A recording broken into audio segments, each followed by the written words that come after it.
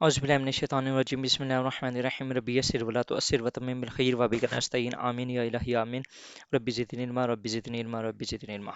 नाज़रीन, आज हम अपना एक नया टॉपिक स्टार्ट करेंगे करंट अफेयर का, इंडो पैसिफिक रीजन। और इसी के अंदर हम कुछ थोड़ा बहुत यूएस चाइना राइवलरी को भी देख लेंगे। ठीक है। तो इसके ऊपर जो है, पहले आज तक मैंने लेक्चर नहीं बनाया, लेकिन ये काफ़ी पुराना लेक्चर है और बहुत ज़्यादा मैंने ना इसके ऊपर काम किया हुआ था और मेरा फेवरेट टॉपिक था। लेकिन बस ड्यू टू टाइम कंस्ट्रेंट्स मैं इसके ऊपर काम नहीं कर सका। इंशाल्लाह अब इसकी एक सीरीज़ होनी है, ये एक छोटा सा टॉपिक नहीं है। इसके अंदर हम मल्टीपल चीज़ें देखेंगे, जिसके अंदर Indo Pacific region, why it is important, इसकी इम्पोर्टेंस क्या है, उसके अलावा ये टर्मिनोलॉजी कहाँ से यूज़ की गई, उसके बाद इसकी जो इंडो पैसिफिक स्ट्रेटजी यूएस की, उसको हम देखेंगे, यूएस के इंटरेस्ट देखेंगे, चाइना के इंटरेस्ट देखेंगे। उसके बाद ये फर्दर वो इस रीजन के अंदर दोनों यूएस और चाइना कर क्या क्या रहे हैं, उसके बाद उनकी पॉलिसीज़ क्या क्या हैं। उसके बाद हम ये देखेंगे कि ऑप्शंस फॉर पाकिस्तान क्या हैं। उसके अलावा पाकिस्तान जो है उसके ऊपर इम्प्लीकेशंस क्या हैं इसकी, मतलब कि इस सारे इंडो पैसिफिक रीजन को हम स्पेसिफिकली फिर पाकिस्तान के एंगल के ही ज़रिए भी देखेंगे। उसके अलावा हम यूएस चाइना राइवलरी को भी इंशाल्लाह ताला, मेरी मैक्सिमम कोशिश है कि इसी सीरीज़ के अंदर ही मैं इसको स्टार्ट कर दूं। सो स्टे ट्यून्ड रहें, इंशाल्लाह आपको काफ़ी फ़ायदा होने वाला है। इसके ऊपर ना जब भी अगर कोई इस तरह का क्वेश्चन आ जाए इंडो पैसिफिक के ऊपर या यूएस चाइना के ऊपर, तो ये एक कोट है, इसको आप यूज़ कर सकते हैं, the only game is supremacy, if you lose you have no choice. ठीक है। And the same is the current policy of United States of America. वो मैक्सिमम कोशिश कर रहा है कि वो अपने आप को अपर हैंड के ऊपर ही रखे, मतलब कि वो चाइना या रशिया है तो उसके खिलाफ जो है वो अपने आप को मीन के टॉप ऑफ द नॉच रखे। अगर फॉर एग्जांपल वो वहाँ से साइड पे हिलता है, उसकी जगह कोई और ऑब्वियसली ले लेगा। आप इसकी एक रियल टाइम एग्जांपल आप देख लें, जैसे ही मिडल ईस्ट से वो निकला, उसने अफगानिस्तान से वो निकला, सीरिया से वो निकला, तो क्या हुआ, चाइना ने has taken the driving seat of middle east. कैसे? उसकी वन ऑफ द मेजर जो डेवलपमेंट्स हैं, दो बता देता हूँ। पहला, उसने सऊदी अरेबिया के साथ डील की $30 बिलियन की। उसके अलावा तीन बता देता हूँ, सॉरी, उसने ईरान के साथ भी अपनी जो डील थी वो की $400 बिलियन की। उसके बाद ये तीसरा, उसने केएसए एंड ईरान की रिप्रोचमेंट करवा दी। वो जो एक काफ़ी अरसे से पाकिस्तान लगा हुआ था, यूनाइटेड स्टेट्स ऑफ अमेरिका तो वैसे चाहता ही नहीं था, लेकिन बहुत सी ऐसी नेशंस थी जो कि इन दोनों की आपस में कोलैबोरेशन करवाना चाहती थी, ना करवा सकी। यूएस गया, चाइना एंटर हुआ और उसने उन दोनों की आपस में जो सुलह है वो करवा दी। तो ये यही बात होता है कि अगर फॉर एग्जांपल आपने अपनी जगह छोड़ी, तो ऑब्वियसली कोई ना कोई उसकी जगह ले लेगा।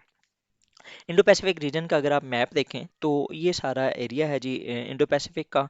पाकिस्तान से ये सारा, इसको आप कहेंगे ये इंडो पैसिफिक है, मतलब कि इसमें इंडियन ओशन आ जाता है, ये सारा इंडियन ओशन है। ठीक है। और इसके अलावा जो इंडोनेशिया है उसकी लेफ्ट साइड वाला जो काफ़ी एरिया है, ये पीसी के अंदर आ जाता है। ठीक है। इसको फर्दर भी हम देखेंगे इंशाल्लाह। मैं कोशिश करूंगा कि मैप इसके अंदर ना ऐड करता रहूँ।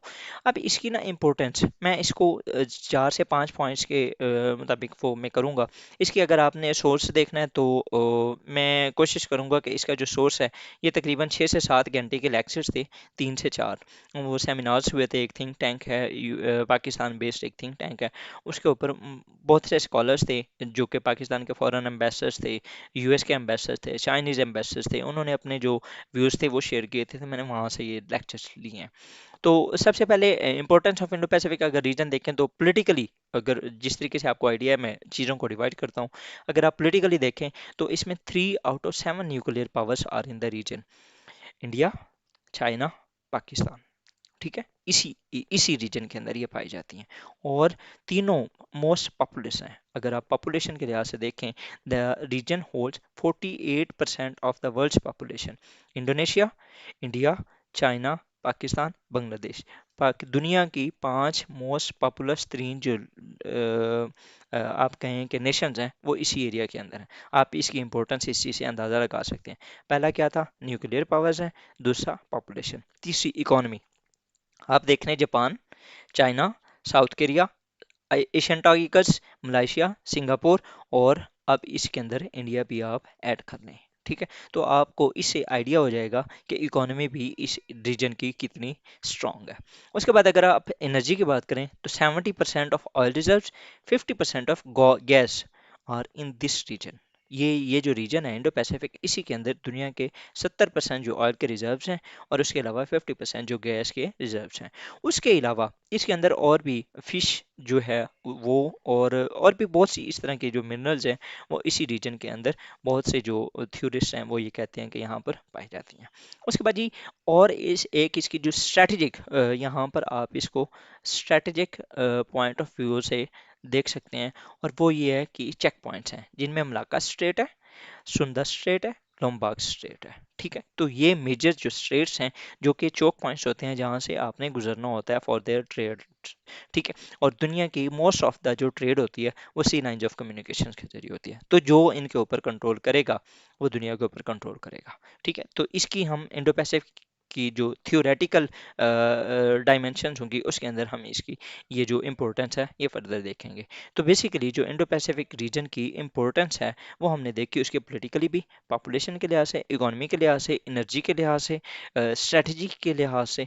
ठीक है, तो इन सारे अगर हम इसको कलेक्टिवली देखें तो उससे हमें इसकी जो इम्पोर्टेंस है उसका अंदाज़ा हो सकता है। तो ये हमारा आज का लेक्चर था। इसी तरह स्टे ट्यून्ड रहें, इंशाल्लाह आपको काफ़ी फ़ायदा होने वाला है इससे।